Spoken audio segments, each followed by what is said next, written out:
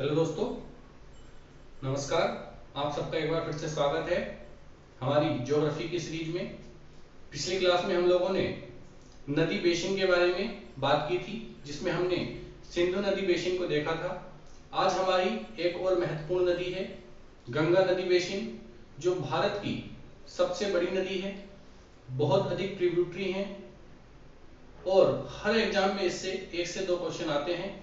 तो हम मैपिंग के थ्रू एक एक नदी को अच्छे तरीके से देखेंगे, ताकि एग्जाम में किसी प्रकार का कोई भी कंफ्यूजन ना हो। आप भी साथ साथ इसी प्रकार से मैपिंग करिएगा, और अगर आपको चेक कराने हैं तो व्हाट्सएप या कमेंट के माध्यम से आप मुझे बता देना, मैं आपको अपना कॉन्टेक्ट नंबर दे दूंगा। तो आप जो है अब ध्यानपूर्वक जो है मैप को देखना कि किस प्रकार से जो है हमें गंगा नदी के बारे में पढ़ना है, क्योंकि बहुत बड़ी नदी है, इसलिए इसको हम 3 भागों में पढ़ेंगे। सबसे पहले गंगा नदी पहाड़ों में, उसके बाद गंगा नदी की बाईं साइड की ट्रिब्यूटरी, उसके बाद उसकी लेफ्ट साइड की ट्रिब्यूटरी, राइट साइड की ट्रिब्यूटरी। तो उसको जो है 3 भागों में हम देखेंगे। एक बार पहाड़ों में, उसके बाद उसके दाहिने साइड की जो सहायक नदी है, और उसके बाद उसके बाईं साइड की जो भी सहायक नदी है। तो सबसे पहले हम बात करते हैं गंगा नदी के बारे में। तो गंगा नदी का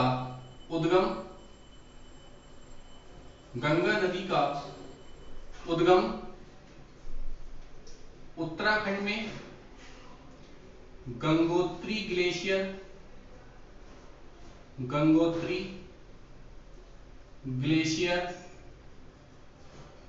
में गोमुख नामक स्थान से होता है। गंगोत्री ग्लेशियर में गोमुख नामक स्थान से होता है। ओरिजिन के बाद इसका नाम भागीरथी होता है, और देवप्रयाग नामक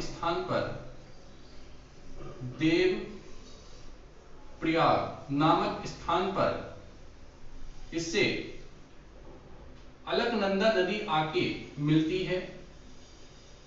अलकनंदा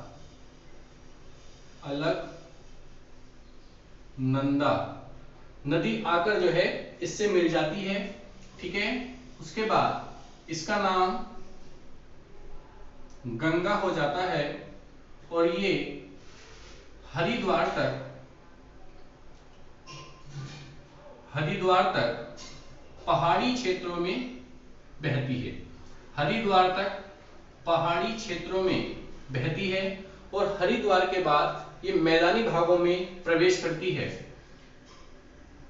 ये यूपी में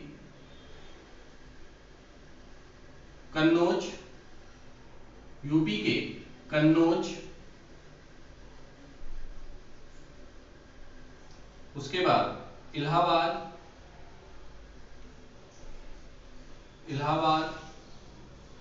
और वाराणसी में बहते हुए, हरिद्वार के बाद यूपी के कन्नौज, इलाहाबाद और वाराणसी में बहते हुए आरा के पास बिहार में प्रवेश करती है। तो ये हमारा यूपी वाला क्षेत्र है पूरा। ठीक है, ये हमारा यूपी का क्षेत्र है, यहाँ पे बहती है। उसके बाद आरा के पास बिहार में प्रवेश करती है, और बिहार को 2 बराबर भागों में बांटती है। इसके बाद ये पश्चिम बंगाल में प्रवेश करती है, वेस्ट बंगाल में प्रवेश करती है, और वेस्ट बंगाल में फरक्का नामक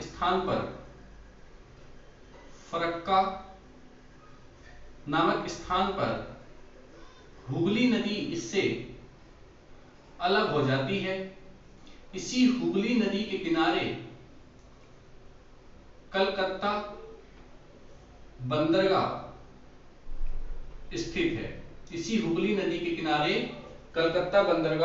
स्थित है। ठीक है, इसके बाद गंगा नदी बांग्लादेश में प्रवेश करती है, और बांग्लादेश में इसे पद्मा कहते हैं। बांग्लादेश में पद्मा के नाम से प्रवेश करती है। इसी बांग्लादेश में इससे एक नदी आके मिलती है जिसको हम ब्रह्मपुत्र कहते हैं, लेकिन बांग्लादेश में इसको जमुना के नाम से जाना जाता है। जमुना नदी, इसी को हम ब्रह्मपुत्र कहते हैं, ब्रह्मपुत्र। ठीक है, जमुना नदी इससे आके मिलती है और दोनों की संयुक्त धारा को मेघना, दोनों की संयुक्त धारा को मेघना कहते हैं। ठीक है, इसी नाम से ये बंगाल की खाड़ी में गिरती है, लेकिन गिरने से पहले बांग्लादेश में डेल्टा का निर्माण करती है, जिसे गंगा ब्रह्मपुत्र डेल्टा या सुंदरबन डेल्टा कहते हैं। ठीक है, जिसे हम गंगा ब्रह्मपुत्र डेल्टा या सुंदरबन डेल्टा के नाम से जानते हैं। आपको याद रखना है कि ये डेल्टा विश्व का सबसे बड़ा डेल्टा है, विश्व का सबसे बड़ा डेल्टा है। ठीक है, उसके बाद यहां पर जो वृक्ष पाए जाते हैं उनको हम कहते हैं मैंग्रोव वन। चूंकि ये मैंग्रोव वन सुंदरबन डेल्टा में मिलते हैं, इसलिए इनको हम सुंदरी वृक्ष भी कहते हैं। इसलिए इनको हम सुंदरी वृक्ष के नाम से जानते हैं। तो इतनी बात आपको समझ में आ गई होगी। ठीक है, कि गंगा नदी का उद्गम उत्तराखंड में गंगोत्री ग्लेशियर में गोमुख नामक स्थान से होता है। देवप्रयाग में इससे अलकनंदा नदी आकर मिलती है। दोनों की संयुक्त धारा को गंगा कहा जाता है। हरिद्वार तक गंगा नदी पहाड़ी क्षेत्रों में बहती है, उसके पश्चात मैदानी क्षेत्र में बहना प्रारंभ करती है और यूपी के कन्नौज, इलाहाबाद, वाराणसी क्षेत्र से होते हुए आरा के समीप बिहार में प्रवेश करती है और बिहार को लगभग 2 बराबर भागों में बांटती है। इसके बाद पश्चिम बंगाल में फरक्का नामक स्थान से इससे हुगली नदी अलग होती है, जिसपे कलकत्ता बंदरगाह स्थित है। ठीक है, इसके बाद ये बांग्लादेश में प्रवेश करती है। इसके बाद ये बांग्लादेश में प्रवेश करती है और बांग्लादेश में इसका नाम पद्मा कहलाता है। ठीक है, बांग्लादेश में ही पद्मा से ब्रह्मपुत्र नदी जमुना नाम से आकर मिलती है। दोनों की संयुक्त धारा को मेघना कहते हैं। बंगाल की खाड़ी में गिरने से पहले ये सुंदरबन डेल्टा, गंगा ब्रह्मपुत्र डेल्टा का निर्माण करती है, जो विश्व का सबसे बड़ा डेल्टा है। यहाँ पर मैंग्रोव वन पाए जाते हैं, जिन्हें सुंदरी वृक्ष के नाम से जानते हैं। ठीक है, और एक चीज याद रखना कि जो हुगली नदी है वो बंगाल की खाड़ी में गिरने से पहले एस्चुरी का निर्माण करती है, जबकि बंगाल की खाड़ी में गिरने वाली मैक्सिमम नदियां डेल्टा बनाती हैं। तो इसलिए महत्वपूर्ण है, अलग से पॉइंट करके लिख लेना कि हुगली नदी एस्चुरी का निर्माण करती है।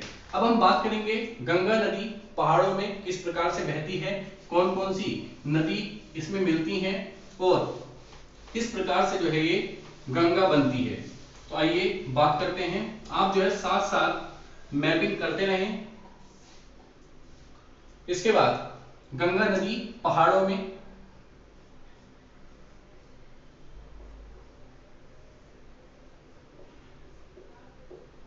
हेडिंग डाल देना, गंगा नदी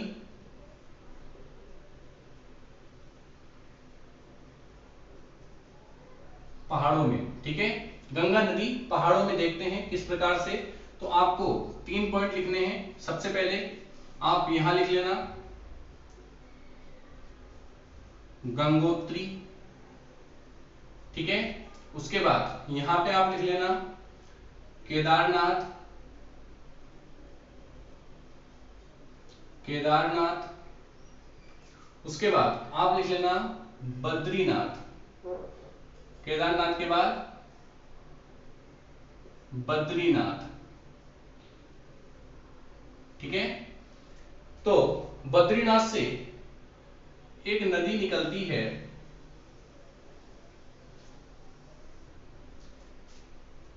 बद्रीनाथ से एक नदी निकलती है जिसको हम अलकनंदा कहते हैं, जिसे हम अलकनंदा कहते हैं। ठीक है, अलकनंदा नदी निकलती है। इसी अलकनंदा में विष्णु प्रयाग में, विष्णु प्रयाग, विष्णु प्रयाग में एक नदी आके मिलती है जिसको हम धौली गंगा,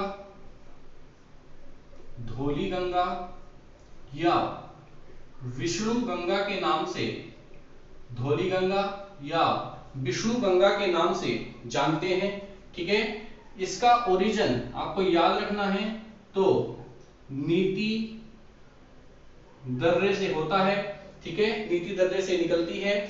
आपको दर्रे पढ़ा दिए गए हैं, अगर आपने वीडियो नहीं देखी है तो आप उसको पहले देख लीजिएगा। ठीक है, इसके बाद एक और नदी जिसको हम पिंडार नदी कहते हैं, पिंडार नदी, इसका ओरिजिन बागेश्वर में, बागेश्वर में पिंडारी ग्लेशियर से होता है, पिंडारी ग्लेशियर से होता है। ठीक है, और ये कर्णप्रयाग में, कर्णप्रयाग, ये कर्णप्रयाग में अलकनंदा से आके मिलती है, इसीलिए इसको कर्णगंगा के नाम से भी, कर्णगंगा के नाम से भी जानते हैं। ठीक है, इसके बाद केदारनाथ से एक नदी आती है, केदारनाथ से एक नदी आती है जिसे मंदाकिनी कहते हैं, जिसे मंदाकिनी कहते हैं। ठीक है, केदारनाथ से नदी आती है, इसको मंदाकिनी कहते हैं, और ये रुद्रप्रयाग में, रुद्रप्रयाग में अलकनंदा से आके मिलती है। और उसके बाद गंगोत्री से एक नदी निकलती है जिसको हम भागीरथी कहते हैं। ठीक है, और इसी भागीरथी की एक सहायक नदी है जिसको हम भीलांगना कहते हैं। इन दोनों के संगम से कुछ ही दूर